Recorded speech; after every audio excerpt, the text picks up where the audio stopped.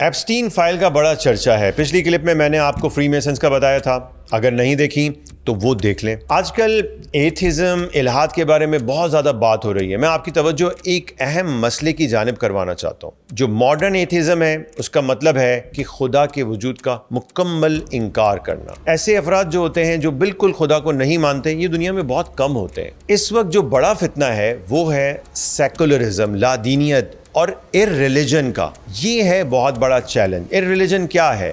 مطلب یہ کہ خدا کو تو مانا جائے لیکن کسی مذہب کی مکمل پیروی نہ کی جائے، کسی آرگنائز ریلیجن کو نہ مانا جائے. کیا آپ جانتے ہیں فری میسنز اپنی تنظیم میں ایتھسٹ کو ممبر نہیں بناتے؟ حیرت ہو رہی ہے؟ ذرا ٹھہریے، آپ کو سب سمجھ آ جائے گا. فری میسنز میں داخلے کے لیے ضروری ہے کہ کسی سپریم بینگ پر ایمان رکھا جائے.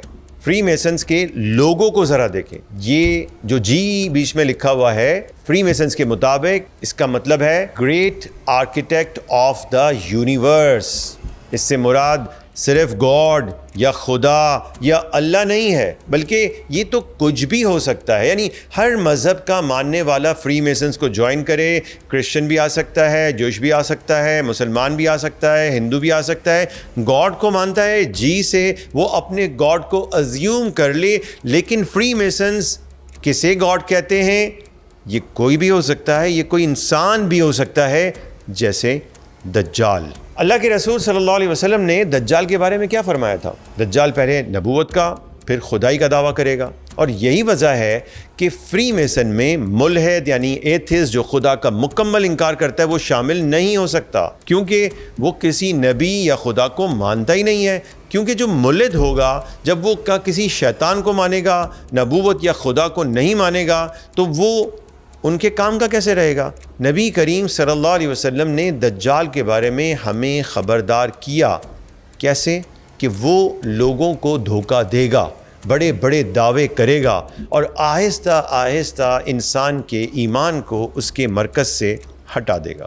بعض احادیث میں یہ بھی آتا ہے کہ دجال اس وقت تک نہیں نکلے گا یہاں تک کہ لوگ اس کے ذکر سے غافل ہو جائیں گے، بھول جائیں گے، اور ائمہ ممبروں پر اس کا ذکر کرنا چھوڑ دیں گے. تو اس وقت مسئلہ کیا ہے؟ آج اگر کوئی دجال کی بات کرے تو فوراً اسے کیا کہتے ہیں؟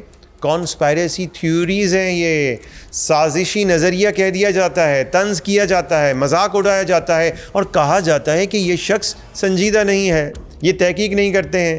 حالانکہ اصل خطرہ دیکھا جائے تو یہی ہے. جب ایک پوری سوسائٹی کسی فتنے کا ذکر ہی چھوڑ دے، اسے غیر سنجیدہ سمجھنے لگے، تو پھر وہ فتنہ آ کر سب سے پہلے اسی غفلت کو اپنا ہتھیار اور ٹول بنا لیتا ہے.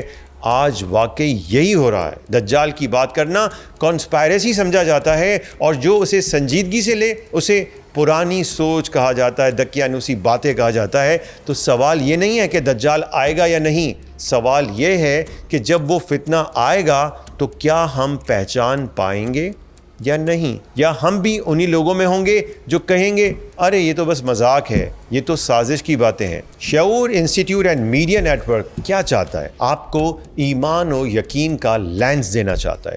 اس لیے شعور کے ساتھ جڑیں اور اسلامی نظام حیات کے شعور کو بیدار کرنے کے لیے ہمارا ساتھ دیں.